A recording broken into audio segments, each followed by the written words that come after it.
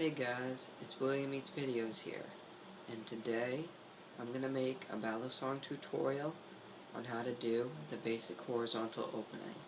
First I'll show you it in regular time, and then I'll show you it in slow motion.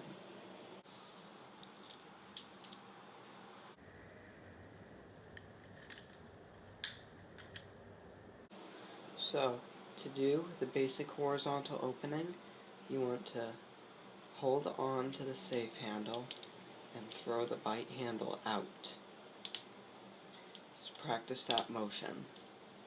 And once you have that down, you want to rotate it and throw it out once more, and then throw it back. And now your knife is open. You can use this as an opening and a closing.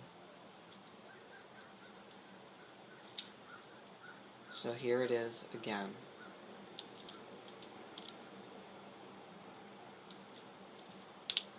Thank you guys for watching. Please like, comment, and don't forget to subscribe.